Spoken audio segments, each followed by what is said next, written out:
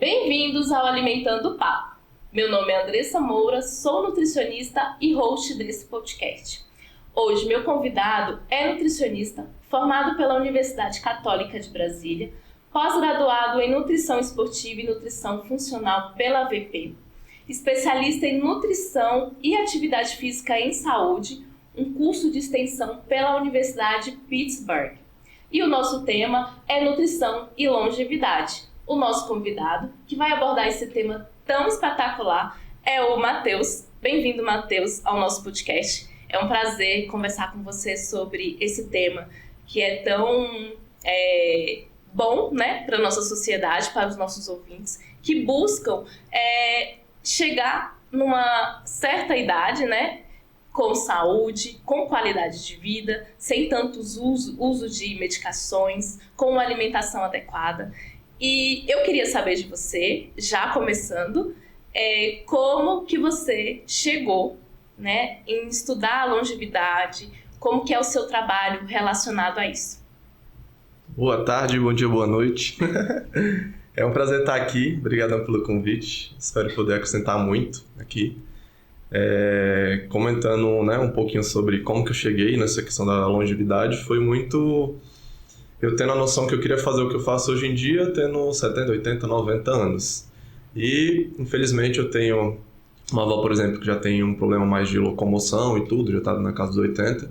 E olhando também a situação de muitos idosos no Brasil que não conseguem chegar, às vezes, no caso de 80, 90 anos e continuarem fazendo suas atividades, começou a me dar esse estalo, tipo, tô envelhecendo, tá aparecendo uma ruga aqui, tem um cabelinho branco, às vezes a gente dorme... Muitos cabelos brancos, na verdade, né? A gente dorme e não vai ficar, né, tão renovado quando tiver 20 anos. Mas você tem 29. Tenho 29. Muito novo ainda pra estar pensando nisso. Aí foi muito essa paixão, assim, pelo que eu gosto de fazer, que eu sou fissurado em esportes, de uma maneira geral. E aí entrei na faculdade já sabendo que eu seria um nutricionista esportivo, mas conforme foi, assim, caminhando, me formei, fui fazendo uma pós-graduação, eu fui vendo assim, tipo, quero fazer isso que eu tô fazendo, mas quero estar fazendo com 70 anos, 80 anos. E tem vários exemplos, né, fora da nossa bolha, assim, que a gente vê, às vezes, de idosos com 70, 80, 90 anos fazendo isso. Quando a gente vai olhando os locais do mundo, que é o que a gente até vai comentar hoje sobre os locais, né, que são mais longevos, que a gente tem no mundo, a gente vai ver que tem muito idoso fazendo muita coisa que às vezes pessoas de 30 anos não fazem. E aí isso já começou também a despertar o meu olhar, mas acho que o principal assim foi eu me visualizar querendo fazer o que eu faço hoje daqui a 50 anos. E ver que isso é possível, brilhou mais os olhos, assim, então... Entendi. Foi um direcionamento. É um direcionamento. É interessante isso que você falou, que muitos, principalmente homens, quando fazem faculdade de nutrição, quando termina a faculdade, eles, né, buscam aquela questão da nutrição esportiva. E isso vem mudando bastante, né? Tanto o pensamento de quando você entra e quando termina também a faculdade.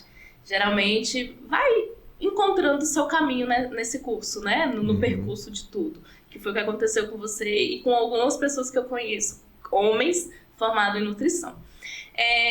Relacionado a essa questão da longevidade, você acha que com tudo que você está fazendo atualmente, né, seu estilo de vida, sua questão de alimentação, atividade física e outros hábitos também que não são só esses, você acredita que você vai conseguir chegar aos 80, assim bem? Pergunta de milhões, né? Essa pergunta de milhões. Olha, quanto mais eu estou estudando sobre esse assunto, mais eu vejo que muitos dos meus hábitos já contribuem para isso. Eu diria assim que o hábito ainda que eu não tenho muito bem estabelecido na minha rotina é a questão do sono. A gente vai até comentar sobre alguns hábitos, mas um deles, assim, primordial é a gente ter rotina. O corpo gosta de rotina. Quando você tem uma rotina bem estabelecida, horário de acordar, horário de dormir, horário de comer, você vai regular algumas coisas que a gente chama de clock genes. São esses genes relacionados até à questão genética para você otimizar seu corpo. Então, se você sempre dorme às 10 horas, quando dá a volta de 8 horas, seu corpo já começa, por exemplo, a produzir mais melatonina. A melatonina vai ser um hormônio que vai induzir ao sono. Você dorme 10 e acorda 6, quando é às 5 da manhã, seu corpo já começa a liberar um pouco mais de cortisol, sabendo que você vai acordar naquele horário. Então, tentar manter assim, a regularidade nas coisas é muito legal pensando em longevidade. Então, assim, a gente vai falar até, né, dos locais mais longevos do mundo. Tem a parte da alimentação, tem o fator genético, que também é uma coisa que o pessoal, né, sempre às vezes bota muita aposta assim, não, minha avó viveu 100 anos, eu vou viver. Ou minha avó morreu aos 60, eu vou morrer aos 60. A gente vê pelos estudos que a carga genética é responsável no máximo por 30% dessa longevidade. Então os outros 70% é a gente que está, né, plantando e vai colher. Então assim, a gente vai até abordar sobre esses outros aspectos, mas assim, um aspecto muito interessante também que eu acho é a questão da espiritualidade. Que a gente pensa muito no que comer, mas a gente não pensa o jeito que a gente está comendo, por exemplo. Então o simples fato de você ter uma mentalidade diferente na hora que você vai comer, você tem uma gratidão maior pelo alimento, faz com que esse alimento te nutra diferente. Aí você, uai, como assim o que eu penso e o que eu falo vai fazer uma diferença no que eu como? Faz total diferença. E aí, também vou comentar um pouquinho das locais, né? São 5 cidades no mundo. Quer colocar pra gente dar uma olhada? Coloca aí, por favor. A gente chama isso de zonas azuis. São esses 5 locais que estão aqui, ó. Nicoya, na Costa Rica, Loma Linda, na Califórnia, Sardinha, na Itália, Icária, na Grécia e Okinawa, no Japão. O que primeiro a gente percebe aqui? Eles estão numa faixa meio que parecida. Então a gente vê a primeira questão de incidência solar, são locais que batem muito sol. Então você não vê nenhum nem aqui, ó, no limite inferior, nem no limite muito superior, né? Todos são mais ou menos nessa faixa. Então a primeira questão tem a ver com o sol, tem a ver também, né, com a exposição solar, vitamina D, níveis de depressão, e também a questão da gente ser mais disposto a sol, né? A gente sabe, quando acorda, abre a janela, vê a luz do sol, nossa, o dia tá lindo. Quando a gente acorda e tá nublado, a gente... Já que preguiça, quero voltar pra cama, quero fazer as coisas. Então já começa assim por um local, uma faixa assim, né, do planeta que realmente bate mais luz, bate mais sol, e já tem essa questão mesmo dos hábitos. Mas o que esses locais também têm bastante comum é a parte da alimentação, que a gente vai falar, e outros hábitos, então. Então, como eu já comentei, tem muito essa questão da espiritualidade, da questão de você ter uma conexão maior, ter um propósito, e independente de religião, do que você acredita. Isso que eu ia perguntar. Não é assim, não é católico. Religião. Isso é até interessante. Essa aqui em específico, que é de Loma Linda, ele é um local que é específico, se eu não me engano, eles são adventistas do 7º dia, né? Seria o comparativo que a gente tem aqui no Brasil, mais específico de lá. Então eles são os únicos desses que têm alimentação estrita mais vegetariana, os outros não têm. Mas lá é onde eles têm essa maior conexão, assim, de... né? Eles têm muita coisa da rotina já baseada nisso, né? A gente acorda tal hora, vai rezar de tal hora, vai fazer isso aqui, tal hora tem missa, tal hora tem isso. Então eles já têm uma rotina mais voltada para isso. Mas todos esses locais têm uma questão do propósito de vida, / religiosidade, espiritualidade muito forte. Outro ponto também, vou falar os outros pontos antes da gente entrar em comida, e quando está em comida ainda é muita coisa. Então, é verdade. Só adiantar. Então tem muito essa questão da espiritualidade / religiosidade, tem muita questão da atividade física, e o que é legal lá? Nenhuma dessas populações fazem 1 hora de crossfit, 1 hora de musculação, 1 hora de corrida. Eles tentam incorporar ao máximo a atividade física na rotina. Então assim, por exemplo, lá em Okinawa, que é essa ilha no Japão, eles têm muito essa questão mais agrária, então muita gente vai ter a própria horta, então a pessoa acorda de manhã, já vai para o quintal, já bota o pé na terra, já bota o pé na grama. A gente sabe também que esse hábito, essa atividade já é uma coisa que a gente chama de aterramento, que tem uma questão de limpeza eletromagnética, né? Nosso corpo é formado de energia, a gente tem muito esse acúmulo de energia, ainda mais por usar muito solado, muito sapato, muito chinelo que é de borracha e isolante. Então a gente bota o pé no chão, bota o pé na terra, a gente tem essa descarga, isso diminui, por exemplo, a produção de radical livre. Então lá eles conseguem, né, juntar, além da pessoa acordar, já ir para sua hortinha e botar o pé no chão, ter essa qualidade de vida, eles também já incorporam, por exemplo, a prática de uma atividade física. Ele abaixa, fica de cócoras, mexe ali, levanta, volta na casa, volta, vai em uma outra parte da plantação dele. Então, o que todos esses locais, essas 5 cidades, né, 5 locais têm em comum, é também essa questão da atividade física incorporada. Então, assim, as pessoas andam mais, sobem mais de escada, usam menos carro, e não necessariamente eles correm 40 km por dia, por exemplo. Ele tem muita essa atividade física no dia a dia. Entendi. Outra questão né? Bacana. Até porque, assim, se a gente for olhar nossos avós, não sei, né, da parte da sua família, mas os meus avós em si, tanto da parte da minha mãe quanto da parte do meu pai, tem essa questão de ter horta em casa. Da parte do meu pai, inclusive, eles trabalham, né, com isso, eles fornecem alface, folhosos, né, para mercados grandes, enfim. E eles vivem mais, assim, essas pessoas, avós nossos, vivem mais do que, às vezes, o que a gente vê atualmente. Eles vivem mais com qualidade de vida, que eu digo. Uhum. Não é, às vezes a gente vê pessoas hoje com, sei lá, 90, 100 anos e não tem tanta qualidade de vida. E provavelmente isso vai cada vez, né, declinar.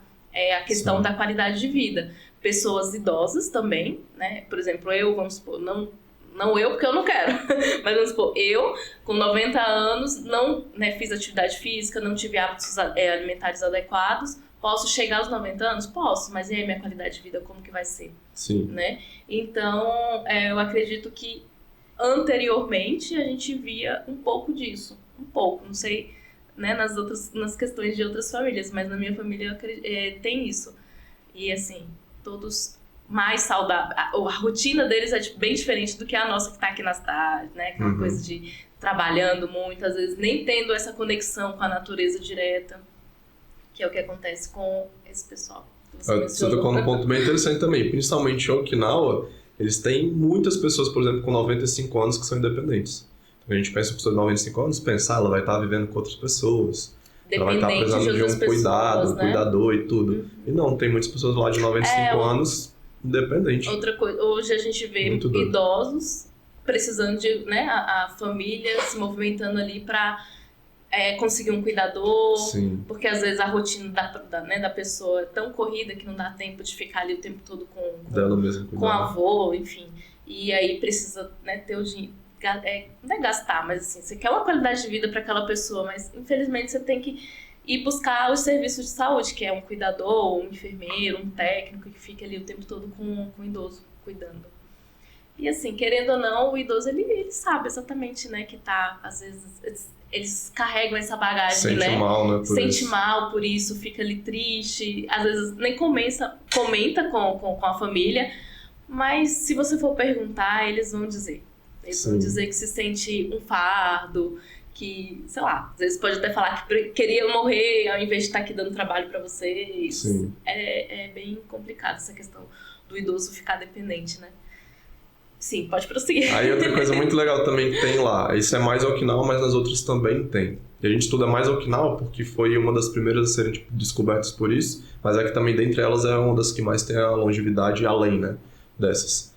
É a questão da gente justamente incorporar essas pessoas idosas na nossa rotina. Então, muitas vezes, por exemplo, no Brasil, outros locais também, na maioria do mundo, a gente acaba se distanciando desses parentes. E aí, o fato, por exemplo, de você distanciar o seu avô da sua realidade, vamos supor que você tem um filho, ele começa a ter essa desconexão com as outras gerações. Então, assim, ele para de se atualizar. Se para de receber informação, o que vai acontecer com o cérebro dele? É igual o músculo, vai começar a atrofiar. Então, quando ele para de receber esse novo insight, assim, né, essas novas informações, esse input que vem chegando, acaba que isso é mais fácil para você desenvolver, por exemplo, o Alzheimer. Começar a esquecer o nome das pessoas, começar a esquecer das coisas que você fazia.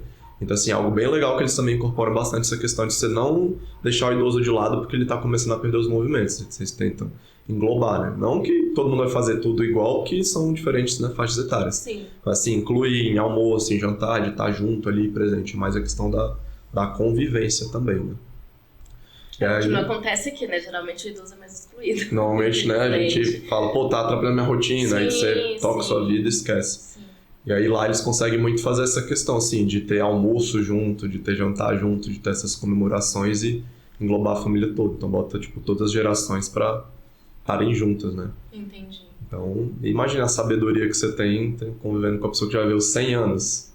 Tanto que a criança vai aprender. Então, até para os novos é muito bom. Não só para o idoso que vai estar recebendo nova formação, vai prevenir um Alzheimer, um Parkinson, doenças, né, neurodegenerativas que a gente chama, mas para a nova geração também, pô, isso é fantástico, né? E a criança se amarra, né? Gosta, o avô gosta também. É verdade. E aí, então, tem a questão da espiritualidade, tem a questão da atividade física incorporada na rotina, tem essa questão da convivência. Essa questão da incidência solar eu não vi em nada, foi mais uma observação que eu fiz e falei, pô, que interessante, tá tudo ali nesse local onde tem maior incidência solar, né, fase tropical, subtropical. E a gente também já sabe, por exemplo, que na Europa são onde tem os maiores níveis de depressão e tem uma correlação com deficiência de vitamina D. Então a gente também faz essa análise assim, tipo, pô, tem alguma coisa aqui, né, representando que esse local é mais quente do planeta e também tem a ver com as pessoas viverem mais. E aí, depois a gente entra na parte da alimentação, que aí agora é coisa pra gente falar, né? Agora é bastante coisa. Interfere Mas muito. só falando um pouquinho dessa questão da vitamina D. Então, uma observação sua, né, em relação à vitamina D, que essas pessoas, né, vivem mais, enfim, tem menos índice de depressão. Então, um dos primeiros conselhos, talvez, aqui no podcast, seria a pessoa manter a vitamina D naquele nível adequado, certo? Sim. E aí lembrando também, sol não é só vitamina D. Sim. Então assim, o melhor é você pegar sol, porque o sol ele regula, por exemplo, o que é noite e o que é dia, né? Então a área dentro do nosso cérebro aqui que se chama núcleo supraquiasmático. Quando o raio entra na nossa retina que atinge essa área, você começa a produzir, por exemplo, informação que é dia. Então você começa a aumentar a produção de dopamina, que é o neurotransmissor que vai fazer que você busque coisas. Você vai aumentar a produção de testosterona, que vai ter a ver com, entre outras coisas, força, disposição e até nosso ânimo de fazer as coisas. Então assim, consegue pegar sol, pegue sol, vai ser melhor. Ah, Matheus, eu pego sol e mesmo assim minha vitamina D dá menos de 30, aí vale a pena suplementar. Nossa, Matheus, eu sou daquele que acorda, já entra no carro, já bota ar-condicionado, sobe o vidro, entra no escritório e fica o dia inteiro trancado. Vidro escuro, vidro né? fumê. Não, assim, aí... é uma boa observação sua. Algumas pessoas acordam já sonolentas, né? Aquela questão, não quero acordar, mas eu preciso acordar. Não liga nenhuma luz de casa, deixa as cortinas blackout tudo fechado, se arruma, toma um café, entra dentro do carro, fecha todos os vidros e ainda continua com aquela... Não tem a exposição direta à luz e ao sol. E aí essa pessoa fica o tempo todo, aquela que tô sonolenta, tô cansada, mas por quê? Não teve a exposição ao sol. Exato. Então, um bom conselho, né, pro despertar seria abrir todas as cortinas. Já vai pra luz. Já vai pra luz. Se for um dia que tá muito nublado, pode ligar a luz de casa, é bem mais fraca do que a luz solar. Mas já ajuda. Isso que você falou do óculos escuros nossa. E ainda põe o óculos escuro. Aí entra, sei lá, no prédio que trabalha, alguma coisa assim, né? E aí vem só aquela luz artificial. E ainda, sei lá, algumas pessoas, talvez... Eu já vi algumas pessoas dentro do prédio, até chegar na sala com óculos escuros, vive aquela rotina o dia inteiro, né? Com tudo desligado. Aliás, desculpa, tudo desligado não, ligado, mas com uma luz superficial, artificial. E sai pra almoçar, ou então vai, às vezes... sai do trabalho, ainda tá sol, põe os óculos escuros. E aí vira aquele ciclo vicioso, aquela rotina. Você não tem aquele despertado você fica o tempo todo cansado. Aí olha que engraçado, a pessoa passa o dia inteiro cansada e quando dá hora de dormir ela não dorme bem. Por quê? Porque o corpo não entendeu que era hora de acordar de manhã. Isso é verdade. Aí, olha que vida louca essa. Você vive o dia inteiro, que era pra você estar bem com sono, e à noite você tá sem sono, que era pra você estar com sono. Então, o fato de expor ao sol é o passo número 1 para você regular esses clock genes, né, que eu comentei lá no início, que é quem regula o que é dia e o que é noite, e o que vai regular, por exemplo, digestão. A gente tem, por exemplo, um aumento de produção de ácido clorídrico pela parte da manhã, o corpo sabe que vai vir alimento, então ele aumenta a nossa parte ali, né, enzimática digestiva para, receber o alimento, já vou produzir, então, beleza, vou estar aqui no talo se tiver sol. Se não tem sol, não, acho que ele ainda não acordou, então até a digestão fica pior, e aí essa reação, né, dominó, assim, esse efeito. É um efeito dominó mesmo, né? E aí as pessoas acabam pensando entre aspas, né? Que estão doentes, precisa médico, precisa de uma medicação. Mas simples hábitos já pode mudar, fazer grande diferença, né? Sim, nossa, eu vou falar, hoje em dia tem uma loucura, assim, de diagnóstico falso de TDAH, que é um absurdo. Sério, é um absurdo. A pessoa não pega um sol, não faz exercício. E criança? Só come... Vixe, deram aí um... chão de orelha. A cara do Tainá. Então assim, eu não tô falando que não existe TDAH. Existem muitas pessoas com TDAH, existe um espectro, digamos assim, né? Uma faixa que abrange ali muitas pessoas. Mas a questão é, se você não pega sol, você não faz exercício, você só come besteira, não tem um nutriente pra te dar energia, você não dorme bem, você acorda mal, como é que você vai ter foco na sua vida? Não tem como ter. Então se você faz tudo isso e você tem foco, me fala qual que é a pílula mágica que você toma, que eu também quero tomar, porque... é surreal. Agora, realmente, não, Matheus, já faço exercício físico, eu tô comendo bem, eu procuro fazer uma atividade mais relaxante, uma meditação, yoga, vou ter a minha prática espiritual, e mesmo assim eu acho que eu não consigo concentrar direito e tal. Talvez realmente a medicação vai te ajudar, mas assim, mesmo que você necessite da medicação, o que vai fazer, por exemplo, você precisar de menos medicação é ter esses hábitos saudáveis. Então também isso é muito interessante. A gente vê que quando você tem só, por exemplo, a psicoterapia com remédio, e a mudança de hábito de vida, essa aqui com a psicoterapia, o hábito de vida e o remédio é o que você menos precisa de medicação. Então, às vezes é algo que você precisa tomar 5 anos, você toma 5 e dá efeito. E a gente sabe que o remédio sempre tem efeito colateral. Então, assim, você pode tomar 50, mas se você tomar 5 e der o mesmo efeito, eu te garanto que é melhor você tomar 5. Não, né? E o ideal também é, se precisar, né, começa a medicação e vai desmamando. Pra você não ficar dependente daquilo. E até comentar com o profissional de saúde que, né, tá te orientando quanto a isso, né? O psicólogo, o psiquiatra, quem é que seja. Mas, nossa, hoje tá bem complicado assim, essa parte do... não, é porque eu tenho um TDAH. E as pessoas usam isso muito como muleta. Então, foi o que eu comentei. Tem muita gente que tem? Tem, beleza. Mas você já tá fazendo por onde? Você tá pelo menos tomando 2,5 litros de água, que é o que regula a tua fome? Se você não toma 2,5 litros de água, 2 litros, vai chegar no final do dia você tem fome compulsória. Se você tem essa fome compulsória, isso já vai desencadear, por exemplo, a desregulação de dopamina. Aí você já busca prazer rápido a qualquer custo. Aí vem aquelas vontades de comer fast food, em cadeia. A gente volta pro básico. Pegar sol de manhã, beber água, fazer exercício todo dia, ter uma boa relação com seus familiares. E é isso. É o preço a se pagar, né? Tá, agora vamos pra alimentação. Bora, o que a gente pode comer comer pra melhorar a longevidade, né? Chegar numa, sei lá, velho, né? Vamos dizer assim, velho bem. Um velho que consegue fazer suas atividades sem depender das pessoas. Assim, vai acontecer, né? Uma coisa ou outra você vai depender sim. Mas o ideal é que a gente chegue bem, né? Chegue totalmente independente. Sim. Então, dizer independente, não, desculpa, dependente. Então, o que acontece? Eu vou comentar aqui hoje sobre a pirâmide alimentar, mais da dieta de Okinawa, mas o que a gente tem mais de respaldo científico hoje, de ter mais estudo com o maior número de pessoas, é a dieta do Mediterrâneo. Então, essa aqui. Então, assim, o que a gente tem maior quantidade assim, de estudos e de pessoas, por exemplo, que a gente observa, é o que hoje em dia o que mais mata no mundo são doenças cardíacas. AVC, infarto, tipo de trombose, né? Circulação barra coração. E aí o que a gente vê, as pessoas que fazem dieta mediterrânea, desse local, que comem o que comem, fazem o que fazem, elas têm menor incidência desse tipo de doença. Então vale a pena a gente observar quem morre menos por isso, o que come o que faz, porque é o que faz mais sentido, né? Mas também tem estudos de intervenção. Então você pega uma pessoa, por exemplo, que não está bem de saúde, você bota num padrão alimentar de dieta mediterrânea e você vê, por exemplo, que a questão às vezes de você ter uma remissão de diabetes. Então assim, eu tenho diabetes, eu posso deixar de ter? Em muitos casos sim, a pessoa às vezes deixa de ter diabetes por seguir esse tipo de dieta. Então o que a gente vê aqui? Isso eu achei até bem interessante, selecionei até essa imagem. A gente vê aqui como base comida, mas antes disso foi aquilo que eu te falei, das relações. Porque a gente vê pessoas dançando, pessoas comendo na mesa com os familiares, pessoas mais idosas, pessoas ali brincando. Então, assim, essa parte também da gente viver como, de fato, né, uma humanidade que se une é muito importante. Mas aí, falando da base mesmo, são principalmente frutas, verduras e legumes e os nossos cereais integrais, então, na medida do possível, né? Esses grãos mais integrais, então, milho, o próprio arroz, cereais de uma maneira geral, né? Aveia, batatas, tubérculos de uma maneira geral. Gorduras também, eles têm uma predominância de gordura na dieta mediterrânea, que a gente chama de gordura poli ou monoinsaturada, que de uma maneira geral vem de coisas mais vegetais. Então, por exemplo, o azeite de oliva, o abacate, castanha, isso aqui você também vai ver. Quando eu mostrar outra pirâmide também, você vai ver que tem coisas em comuns e coisas que são um pouquinho diferentes, mas a base é a mesma, não à toa são as pessoas que mais vivem no mundo, né? A gente tem aqui começa a base, alimentos de verdade natural, né? Que como Deus faz, perfeição.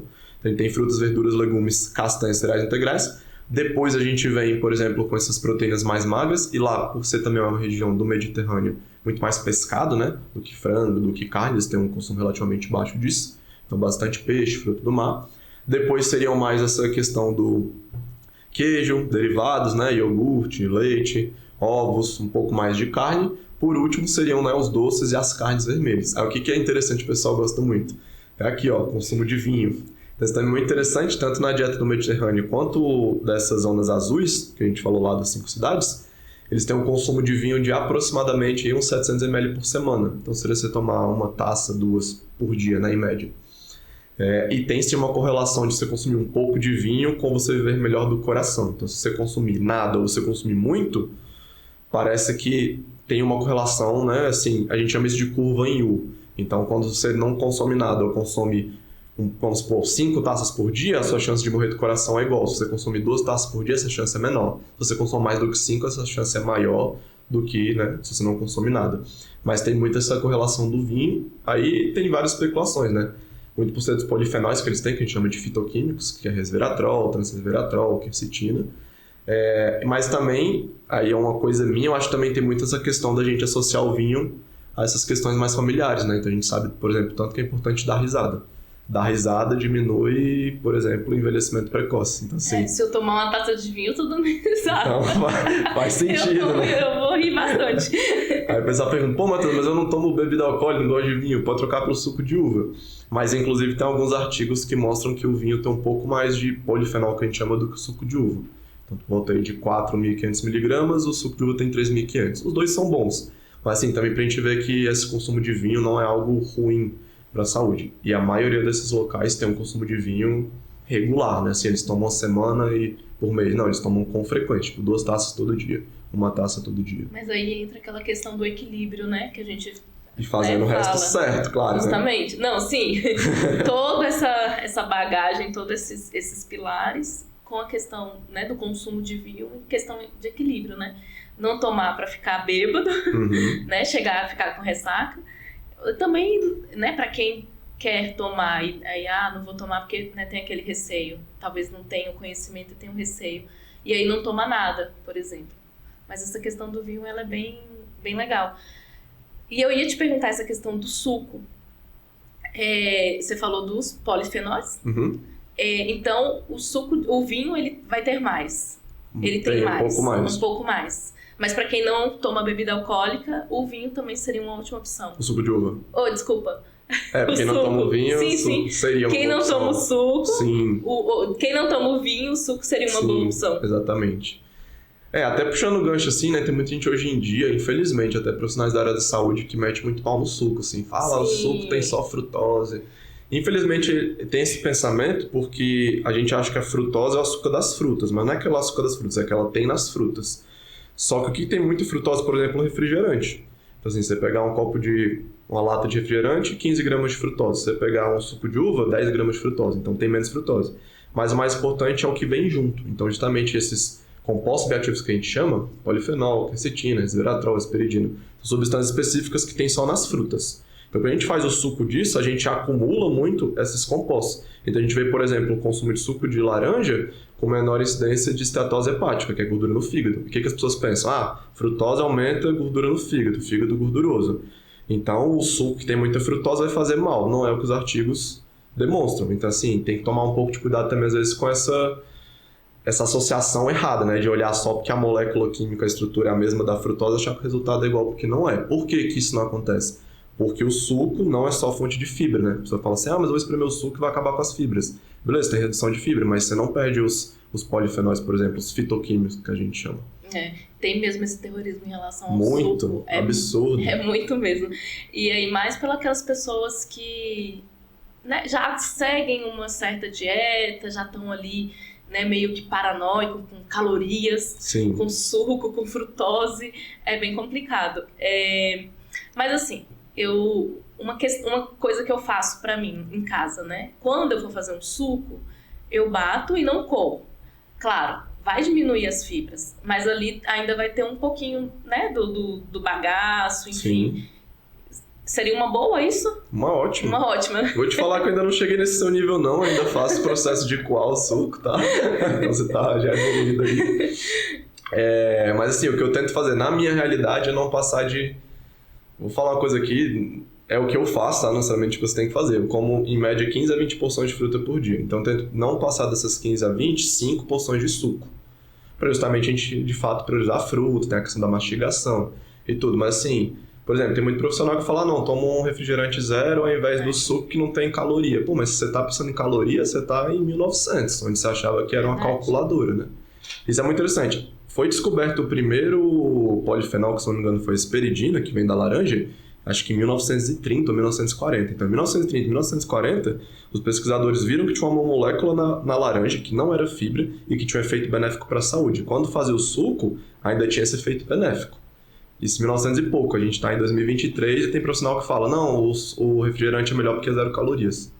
Isso também foi até outro ponto que eles comentam, esqueci até de te mandar esse artigo, que é bem legal, eles botaram em destaque assim, a base alimentar, ou seja, o padrão alimentar é muito superior do que qualquer composto. Então hoje em dia a gente fica muito assim, o ômega 3 é bom para a circulação, para a coagulação sanguínea, a vitamina D é bom para a imunidade, a vitamina C é bom também para imunidade, a vitamina A é bom para a pele. Só que de nada adianta estar com a alimentação cagada e suplementar uma vitamina, 2, 3, não vai mudar, porque o seu padrão está ruim. Aí quando o seu padrão tá bom, você botar mais a cerejinha do bolo, o negócio flui. Então isso também é uma coisa que eles batem muito nessa tecla da dieta mediterrânea. Eles não fazem controle de caloria, eles chamam isso de ad libitum, se eu não me engano. Ou seja, toma aqui o padrão alimentar, que é isso aqui, e você come quando você quiser.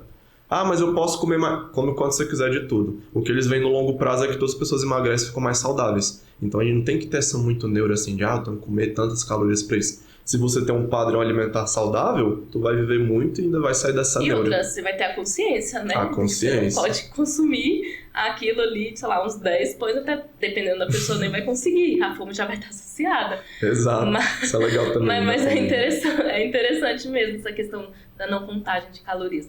Tem muitas pessoas, né, pacientes, né, não entendem muito essa questão de, como assim, ela não conta as calorias? Uhum. Quantas calorias minha dieta tem? Pergunta clássica. E aí é difícil mudar esse pensamento, Sim. né? O pensamento,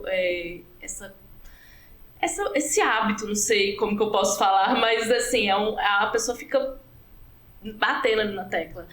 Suco tem frutose, faz mal, quantas calorias tem isso, aí fica meio que paranoico. A questão, até mudando um pouquinho de assunto, questão do rótulo nutricional, né, aquela questão de ler, muitas pessoas vão ali na caloria. Só olha aquilo. Só olha a caloria. Sim. Mas ela deveria ver ali os ingredientes também, né? Total. Porque os ingredientes diz muito sobre o alimento, do que ele tá consumindo, o que ele tá colocando pra dentro. E aí, mudar esse pensamento é complicado.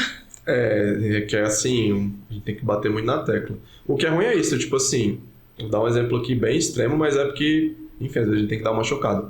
O que acontece é que se eu venho com a informação e falo assim, olha, refrigerante faz mal, porque ele tem o corante caramelo 4, que é cancerígeno, as pessoas, sei que refrigerante faz mal, então é como se essa informação não fosse tão relevante. Quando vem um profissional da saúde e fala assim, suco faz mal, a pessoa, mas como assim suco faz mal? Aí tá lá a pessoa gorda, acima do peso, ela toma suco uma vez na semana. Aí ela ouve a informação de suco faz mal, ela falou, sabia. Era por isso que eu tô gordo. Sério, vamos ser sinceros, ninguém tá gordo por tomar suco. Então assim, vamos ser, né, mais realista, comer comida de verdade, vocês vão ver que, de fato, se é pra ter um vilão, se é que isso existe, são os alimentos ultraprocessados, que é justamente os feitos pela indústria. E aí vou dar informação polêmica aqui, que muita gente não sabe, mas a mesma indústria que é dona das empresas de cigarros também são donos dessas empresas que fazem muito desses salgadinhos. Aí a gente vê a reflexão, você acha que o cara que faz cigarro está preocupado com a nossa saúde ou com o consumo? Ele está pouco se lascando na saúde, ele quer o consumo. E eles conseguiram desenvolver essa tecnologia também na comida. Então a gente vê justamente que as pessoas que mais vivem no mundo têm essa base alimentar. Qual que é a base deles? Frutas, verduras, legumes, castanhas, cereais, batata, depois vem proteína, depois disso. Lá no topinho, você pode, né, consumir um açúcar. Isso também é muito legal. Eles tendem a ter um consumo, por exemplo, de açúcar, um doce de leite que seja, um doce de fruta. Ele não vai comer a festa do filho que você fez, você vai comer o docinho. Sim, comer um brigadeiro, bolo, que é leite condensado, é açúcar e tudo. Mas não é, por exemplo, aquele sorvete com gordura trans, não é, né? Uma coisa bem podrão, como a gente chama, né? Que é ultraprocessado. Aos sábados, no caso. Aos sábados? Não, o dia tanto faz. É porque lá em casa só pode comer essas besteiras no sábado, meu filho já sabe. Mesmo? Aí hoje ele tomou refrigerante, chegou lá em casa, tomou com o pai dele, falou, mamãe, tomei, adivinha o que eu tomei? Aí, pensando no suco, alguma coisa, aí, um refrigerante, e hoje pode? E ele, não, mas eu tomei. Aí então amanhã não tem, né? É porque só pode no sábado. Então ele já associa, entendeu? Ele já associa que quando não tem aula, ele pode tomar. Porque ele saiu da escola e foi almoçar e tomou um refrigerante. E ele ficou abismado. Adivinha o que eu tomei? Tipo assim, entendeu? Mas é uma consciência que a gente já coloca, às vezes, né? Já vem do berço, já vem da própria criação da criança. Agora, essa parte é muito complicada, viu, da criação. Porque assim, a gente tem que dar informação suficiente para ela conseguir caminhar com as próprias pernas, mas a criança não tem responsabilidade ainda para tomar as próprias decisões.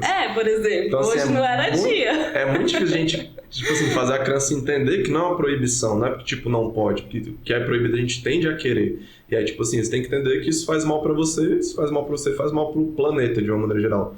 Então, assim, é mais criar essa consciência da própria criança, saber o que ela tá colocando para dentro, saber da importância do dinheiro, por exemplo, que tá indo para aquele caminho. E é complicado, viu? Ou, principalmente hoje em dia. Nossa, eu penso isso muito, né? Penso em ter filho um dia, fico meio assim, caraca, quando eu Não, mas olha, cuidado, vou te dizer, eu tiro lá por casa, de lá de casa. É bem... Se você saber explicar, e ele ver você fazendo, porque o mais difícil é ele ver você fazendo. Uhum. Assim, os pais têm o hábito e a criança já pega aquilo, entendeu? Já pega aquilo pra si, então pra ele é super normal. Pra ele é super normal não levar salgadinho, refrigerante pros colégios. Perfeito. E aí ele chega em casa e fala, adivinha o que meu colega levou hoje? Aí o quê? Salgadinho, refrigerante. E ele fica assim como se fosse, uau, eu posso? Não pode. Por quê? Faz mal, não sei o quê. E ele entende. E aí ele fala, vou falar pro meu coleguinha. Eu, não, você não pode falar pro coleguinha. Você come seu lanche direitinho e deixa que a mamãe do coleguinha conversa com ele. Faz o teu exemplo aí. Porque aí é complicado. Porque quando ele sai ali da barra da saia, dentro de casa, aí é que complica. Exato. Esse é o ponto. Esse é o ponto. Ele ter a consciência pra ele ir no aniversário, ele saber que ele pode tomar um copo de refri, comer um salgadinho, comer um bolo. Não é isso que vai fazer mal, mas sim, não precisa comer como se não houvesse amanhã. Sabendo justamente que isso é um momento de descontração e tudo mais. E aí chega o equilíbrio. Chega o equilíbrio. Exato. E também vem muito do nosso autoconhecimento. Muita gente, por exemplo, vai no banheiro e não olha o trabalho que deixou. Isso Se você não olha o que seu intestino Não, e você sabia que eu pensei que isso não era como eu pensei que a maioria das mesmo? pessoas olhavam. Ah, não. Já sabia. Eu tava escutando um podcast sobre isso, né? E aí a maioria das pessoas comentando, dizendo que não olhava. E as pessoas que estavam participando dizendo que não olhava. E pra que tinha que olhar? E eu acho isso tão normal. Pra quê, né, velho? Pô, se saiu de você, tem a ver com quem entrou. Se não tá legal. Eu acho que esse é um hábito que começa muito assim. Nosso intestino diz muito sobre o nosso corpo, né? Sim. Então, a gente, analisando as nossas fezes, acho que já dá pra gente, sim, tá certo, saber se né? tá bom, se tá com mau cheiro. Sim. Se tá com diarreia. Consistência, diarreia, ou aquela questão mais presa. Daí a gente pode avaliar muita coisa. Sim. E até puxando o gancho pro intestino, que a gente vê, por exemplo, nessa base alimentar, ainda da dieta mediterrânea, mas a de Okinawa também tem muito, é fibra, que é o nutriente hoje que mais as pessoas deixam de consumir.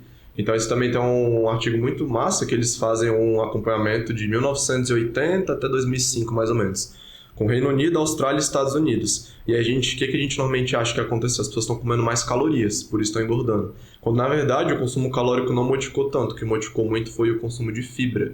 Ou seja, consumir mais fibra faz você absorver mais calorias. Se você absorve mais calorias, você engorda. Se você consome menos fibra, o intestino não funciona direito. Se o intestino não funciona direito, você tem uma maior chance de ter câncer de intestino, câncer, né, de ânus, do que for de estômago, de todo esse trato digestivo. O humor fica, você fica enfesado, né, de fato. Você não elimina a toxina que era para eliminar. E a gente vê justamente qual que é a base aqui da carne. Não, hoje em dia também tem uma vertente muito grande assim, de falar, não, a gente veio nossos antepassados comeu mais carne, alimento mais nutritivo. Só que as pessoas que estão pregando isso são algumas que olham às vezes uma tribo lá na África específica que só come isso e tudo. Mas se a gente for olhar quem mais vive no mundo e com qualidade, chegando 90, 100 anos fazendo as coisas, é quem come mais como base frutas, verduras e legumes. Se a gente for até olhar a quantidade de proteína que eles comem, é de 10 a 20%. O que a gente vê hoje, principalmente com quem quer emagrecer? Proteína lá no talo, come sei lá quantos mil ovos por dia, toma whey protein todas as refeições. Não tem a menor necessidade de fazer isso. Você teria mais resultado de saúde e de estética comendo mais carboidrato e menos proteína do que a maioria, né, hoje em dia, quando quer melhorar a saúde, acaba consumindo. É verdade. E essa dieta do Mediterrâneo, essa pirâmide, comparada à outra? Troca aí, por favor. É a outra imagem que eu passei lá. Isso. O que modifica? Essa aqui. As porções aqui de carboidrato são um pouco diferentes. Esse é até interessante, né? Essas zonas azuis tem até Essa daqui é a de Okinawa. A Okinawa, aquela que a gente viu do Japão. Do Japão. É outra da Mediterrânea. Sim. O que é bem interessante, lá no documentário, eles dão uma forçada assim de barra, né? Mas eles perguntam, se você fosse escolher só um alimento para você comer, o alimento que você acha que é mais saudável, qual que seria? E seria essa batata doce roxa. Então, ela tem uma época que tá muito no mercado. Sim, tem muito uma época dela, né? Roxona. E aí lá, assim, tem uma questão que eles comem um pouco menos de cereal e comem mais tubérculos, e aí por isso que vem aqui, né, justamente essa questão da batata doce roxa. Mas o que a gente vê de base da dieta deles? Vegetais e frutas, igual a outra. Depois eles fazem uma separação de legumes, leguminosas, tá? Que a gente vê, né? Tipo de feijão, de lentilha, e depois os cereais integrais. Enquanto na outra, eles botam como se aqui fosse tudo junto. Só que daqui pra cima tá igual, ó. Fish and lean meats, ou seja, peixe e carne magra, óleos e, né, condimentos, especiarias, e depois os doces. Então a base é a mesma, vegetal e fruta, não tem pra onde fugir, esse é o mais natural, o mais saudável. Depois legumes, depois carboidratos, né, de baixo índice glicêmico, só são cereal integral que normalmente ele vai ser isso. Depois vem mais peixe também, que é um local também que não tem muita carne, né, eles vão comer mais peixe, mais porco. Depois óleos e depois os doces. O que é diferente? Lá em Okinawa eles não consomem tanto vinho, mas eles consomem muito chá. Então, enquanto no vinho a gente vai ter muito resveratrol, muito polifenol da uva em específico, que tem mais a ver, por exemplo, com o intestino, a gente também tem um consumo lá em Okinawa do chá, que já tem muito catequinas, que a gente chama, epigalocatequina, que são substâncias, por exemplo, que melhoram a nossa produção de mitocôndrias, que é o que a gente vai falar depois na outra imagem, que tem a ver com os telômeros. Então, assim, quando a gente pensa em longevidade, a gente pensa em mitocôndria. Matheus, o que é mitocôndria? Isso é verdade. Que de acha isso que você está falando na outra língua? Mitocôndria é uma organela, ou seja, ela não chega a ser um órgão, é uma organela. Então a estrutura é mais simples do que um órgão, que fica dentro da célula. E ela é responsável por produzir energia e gastar a gordura como fonte de energia. Então, quando a gente consome mais, por exemplo, quercetina ou resveratrol, que vem tanto do vinho, da uva ou do chá, ela estimula esse mesmo fator genético. Então, é como se esse fator genético ele fosse replicar e começa a aumentar essa produção de mitocôndrias. E o que faz com que a gente perca mitocôndrias? Não pegar sol, não fazer exercício, ter uma rotina muito estressante, não tomar a quantidade de água que precisa. Então a gente vê que assim, tô comendo bem, tô com os hábitos saudáveis, eu não preciso saber o que bioquimicamente está acontecendo no meu corpo, eu vou viver muito. Mas a gente estudando, a gente vê que isso acontece lá dentro da célula. Então fora a gente vê um idoso precisando de um cuidado, às vezes quando ele tem 70 anos, 60 anos, às vezes precisando de um cuidado muito, né, presente ali, de um cuidador ou uma cuidadora. Mas se a gente for olhar a célula dele, a gente vê que ele tem menos expressão de mitocôndria. Então assim, muito massa um dia também, a gente poder saber olhar isso na prática, mas olhar também lá dentro dele e falar, caramba, tem uma correspondência, hein? Não tá soante assim. Não, você falando aí, eu lembrei que eu participei de um congresso há 6 anos atrás e o palestrante falava justamente isso. Ele falava sobre essas pessoas... Aí ele até deixou uma frase. No final, né, geralmente aqueles palestrantes deixam uma frasezinha nos slides. E era mais ou menos assim, se as pessoas soubessem o valor que a mitocôndria tem para a longevidade, ela buscaria mais mitocôndrias para o corpo, né? Então, assim... E ele falou sobre essa questão, né, de alimentação, da longevidade, que idosos, né, tende a diminuir essa não sei se chama já produção, enfim, mas a quantidade de mitocôndrias, né, ela reduz no idoso. Então, assim, quando as pessoas mais jovens, se pudessem comer melhor, fazer atividade física, melhorar sono, enfim, ele falou todos esses pilares e no final ele deixou essa mensagenzinha, você falando aí, eu lembrei dessa questão. E aí são coisas que ficam gravadas na nossa cabeça. Quando o palestrante é bom, quando a palestra é boa, fica ali, marca e a gente leva pra vida, né? No entanto que um dia desses eu tava dando uma olhada nessas fotos e tinha esse slide que eu tirei uma foto, né? E eu postei assim lá no Instagram, por mais mitocôndrias. Enfim. Campanha pelas mitocôndrias. Mas assim, quem não faz parte dessa área de saúde nem vai entender muito. Sim. Mas nós, como da área de saúde, a gente precisa passar um pouco, né, para isso, para as pessoas. Exato. Que tem um porquê. Porque assim, o básico funciona. Tá. O básico funciona por quê? Pra quê? Né? A gente precisa passar que ali, né, a gente fazendo esse básico, a gente vai melhorar nossas células, a produção de mitocôndrias e vai ter melhor saúde, melhor qualidade de vida. Enfim, conscientização. Conscientização. Isso, acho que quando a pessoa ela tem noção de o que ela está fazendo vai levar para onde ela quer chegar, por ela saber o que está fazendo, o profissional explicou, ela tem muito mais motivo para fazer. Sim. Então assim, você pode dar a mesma dieta, se tu não explicar nada, talvez a pessoa não vai saber o peso, por exemplo. Botei chocolate na prescrição, na dieta dessa pessoa. Chocolate é rico em polifenol, tem catequina, tem a ver com produção de mitocôndria, com alguns estímulos que a gente chama mais específicos, né? PGC1-alfa, enfim, são marcadores mais técnicos. Só que se eu não falar pra pessoa que é pra ela comer chocolate todo dia porque ela vai viver mais, que ela vai melhorar a circulação, que vai melhorar, por exemplo, a libido, o sono, ela fala, acho que ele colocou esse chocolate aqui porque ele é bonzinho. Não vou comer hoje não porque eu tô com vontade. Não, coloquei o chocolate que eu tô precisando, na verdade, na sua longevidade, qualidade de vida, magnésio, circulação, por aí vai. Então, Até falando, né, já de alimentos, por exemplo. Seria bom, só cortando um pouquinho, seria bom a explicação, né? Exato. Porque tem isso. Nossa, não, meu nutricionista é muito bonzinho, ele coloca chocolate. É um anjo. É só pra me saciar minha vontade de comer doce. Vai muito mais além, né? É verdade. Então vai muito a gente também explicar. E é legal também isso, né? Quando a gente fala de mitocôndria, tem alguns estímulos de proteína certinho que o nosso corpo produz, mas que a gente pode estimular pela alimentação. Então a gente estimula isso fazendo exercício. A gente estimula isso fazendo alguns períodos de jejum, não necessariamente tem que fazer todo dia, mas alguns dias na semana, por exemplo. E a gente também estimula isso por alguns alimentos. Então, um alimento que estimula chá verde, outro uva, suco de uva, outro é o chocolate. Então, tentar comer pelo menos chocolate de uns 40% cacau, já é bem legal. Só aumentar essa expressão de ter mais mitocôndrias, queimar mais gordura, viver mais. Pimentas, que tem muita capsaicina, que tem a ver com aquela questão da queimação, né? Muita gente não gosta. Pode até usar pimenta que não tem aquela queimação, que tem outros produtos também, que são os capsaicinatos. E também a questão dos condimentos, das especiarias. Então, utilizar um orégano na pizza, um manjericão num frango que você vai fazer, um cardamomo, um açafrão, enfim, na especiaria de uma maneira geral também tem estímulo dessa proteína que estimula a mitocôndria. Então, a gente pode fazer de tudo um pouco, vale a pena. Faço meu exercício físico, durmo bem, tomo minha água, como esses alimentos, né, que eu citei, chá verde, chocolate, bastante fruta roxa principalmente, então também dá pra gente estimular a viver mais justamente com esses alimentos específicos. Aí foi aquilo que eu comentei. A dieta do Mediterrâneo tem muito consumo de vinho e de uva. E a dieta aqui de Okinawa tem muito chá. E soja também. Hoje em dia, não sei se você ouve muito, tem muita gente que tem medo de soja. Soja tem fitoestrógeno. Fitoestrógeno dá peitinho, o homem vai ficar afeminado. Nossa, mas quando eu formei na faculdade, galera, essa era, viagem, era o que mais falava tinha. Muito. A gente falava muito. De vez em quando eu vejo os posts sobre isso.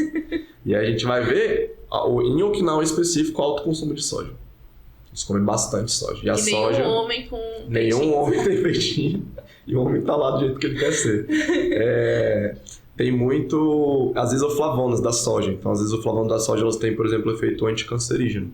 Então, realmente, é inclusive um dos alimentos mais usados, por exemplo, para câncer de mama. Ele tem uma afinidade lá com o receptor, e justamente ele consegue dar meio que uma bloqueada nele, né?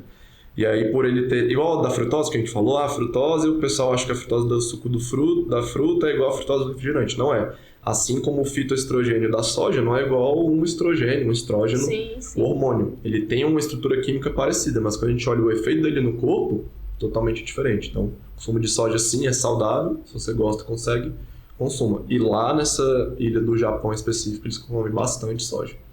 Bacana, bem legal. Bem interessante. Bem interessante mesmo. E aquele outra figura que você enviou? Tem do telômero. Eu ponho aí na... Então aqui... Põe aí na genética.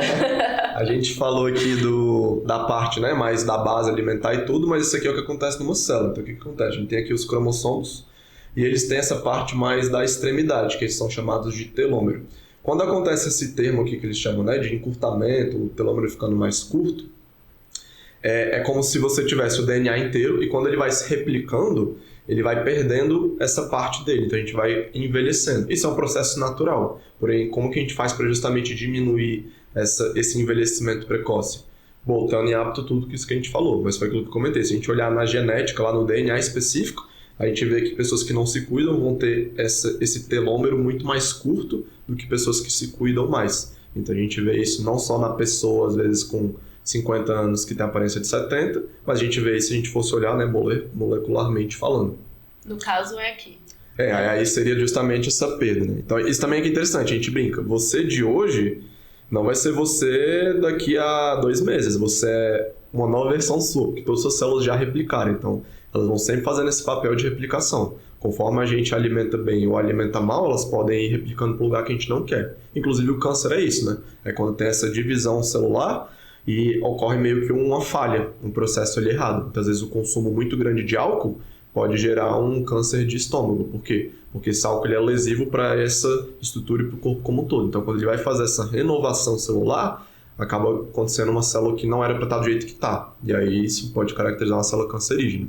Então, a gente vê justamente esse encurtamento do telômero, que é essa parte mais extrema do nosso DNA, né, do cromossomo mais específico.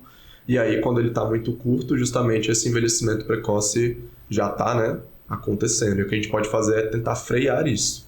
Como que freia? Foi aquilo que a gente já comentou desses hábitos, né? Que todos esses locais que vivem muito têm presente. Como tá no cromossomo ali? Não sei se faz sentido a pergunta, mas essa questão, né, de reduzir, redução, tem a ver com genética? Também. Ou tem, né? Tem. Mas a gente pode melhorar isso com os nossos hábitos. Com certeza. Certo. Foi aquilo que eu falei, a genética, pelos que os artigos mostram, é de 20% a 30%. Sim. Responsável por você viver mais. Então, você pegar uma pessoa que tem uma genética para morrer cedo, mas faz tudo bem, uma pessoa que tem genética para viver muito, mas só bebe, fuma e vive estressada, você não vai morrer rápido.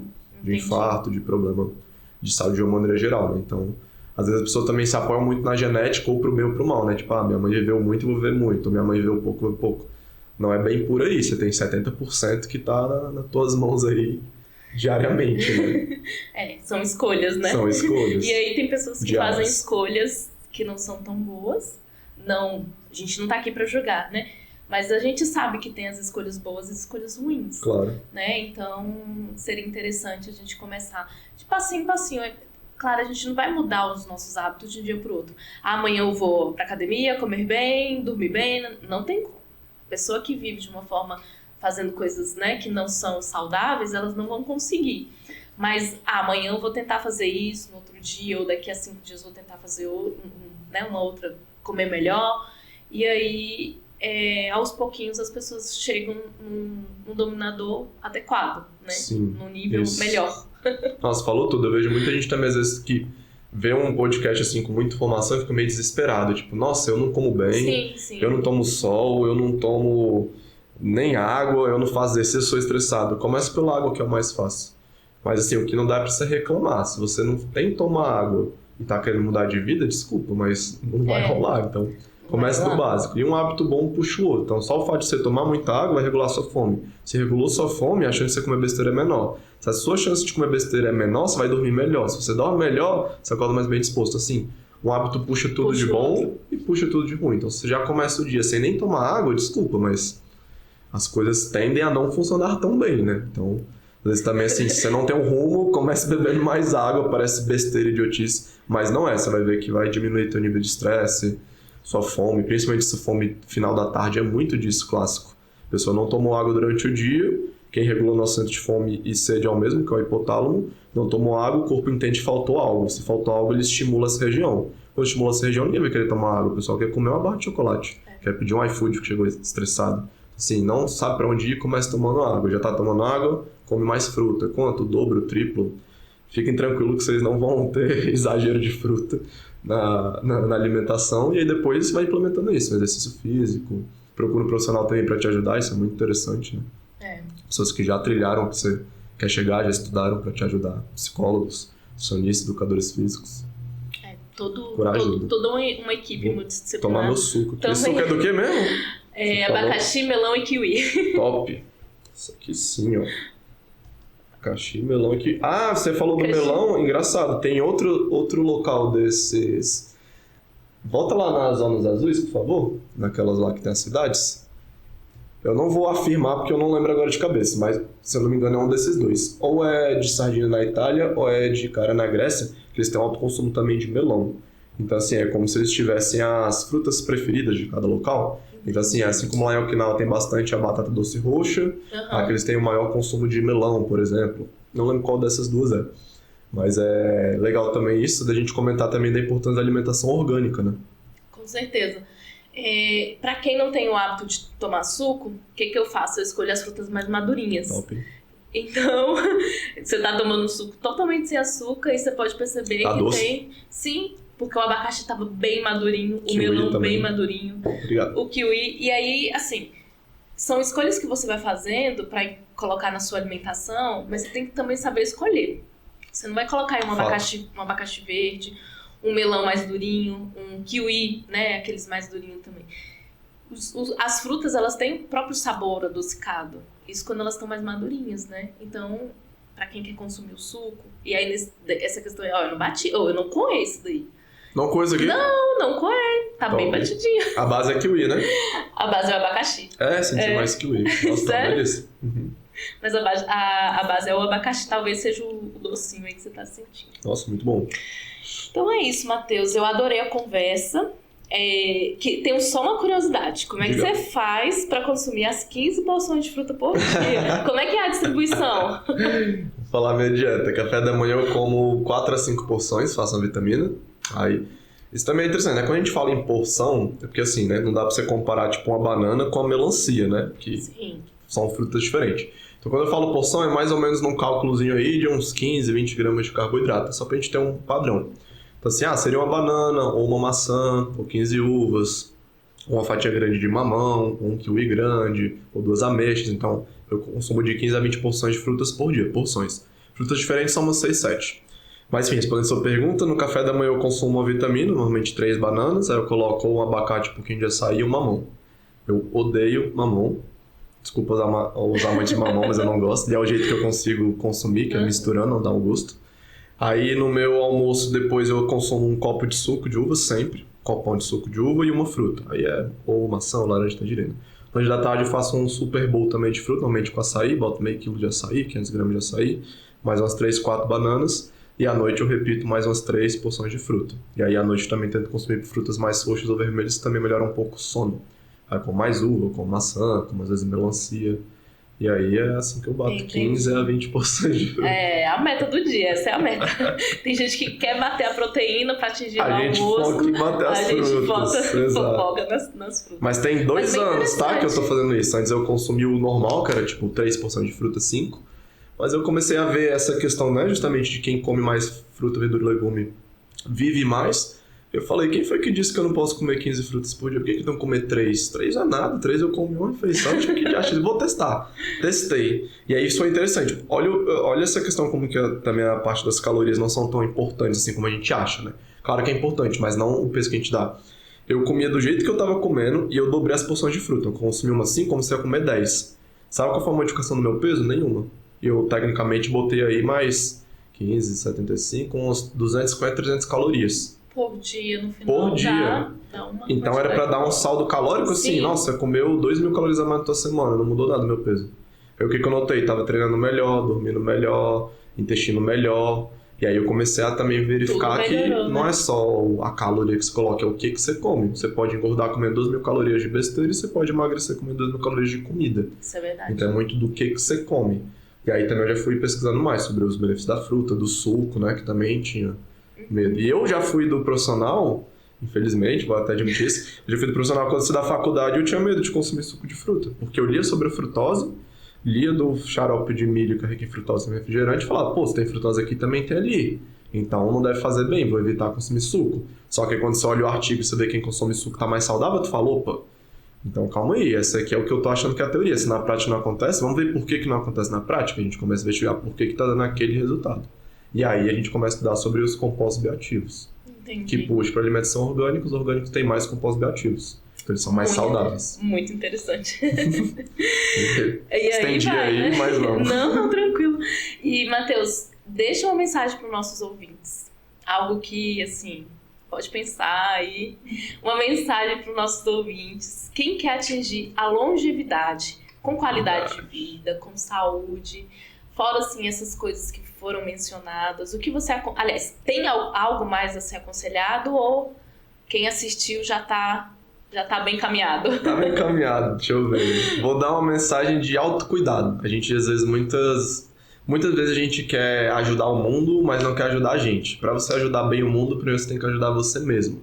Então, você, principalmente que às vezes tem filho, tem pais que precisam da sua ajuda, lembre que não é egoísmo você cuidar de você mesmo. É muito importante você cuidar de você para assim você cuidar dos outros. Então, tomar um pouco de cuidado de não ficar muito no eu tô sendo muito egoísta porque eu tô priorizando eu fazer meia hora de exercício ao invés de estar fazendo tal coisa. Então, assim, saiba desses pesos que a gente comentou aqui, de fazer exercício físico, né, de incorporar na rotina, de comer bem. Se priorize. Você estando na sua melhor versão, você vai ter a sua melhor versão para cuidar dos outros. Então, acho que é uma chave bem importante para a longevidade. É bem importante mesmo, principalmente para as mulheres. As mulheres ultimamente têm se cobrado bastante. E se doam muito, né, pelo outro, pelo marido, pelos filhos, verdade. E às vezes acabam não se cuidando o tanto que elas podem dar. E assim, às vezes não é assim, eu não vou fazer isso pra mim, porque eu tenho que fazer. Passa batido.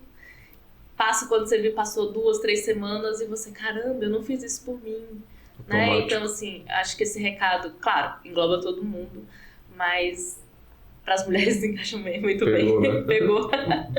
Matheus, muito obrigada pela sua participação. Foi Obrigadão muito pelo bom convite. Esse bate-papo, essa troca. Eu acho assim que foi bem enriquecedor, né? Todo o conteúdo que você trouxe. Eu espero que venha atingir muitas pessoas, né? Muitas pessoas possam escutar e pôr em prática, né? Tudo isso. Então, Perfeito. eu espero você mais vezes, né? Beleza. Sei que é um pouquinho longe, mas a porta está sempre aberta para você. Vamos. Pessoal, então eu quero agradecer a participação de todos, né? E quero convidar vocês para seguir o nosso Instagram, alimentando.papo.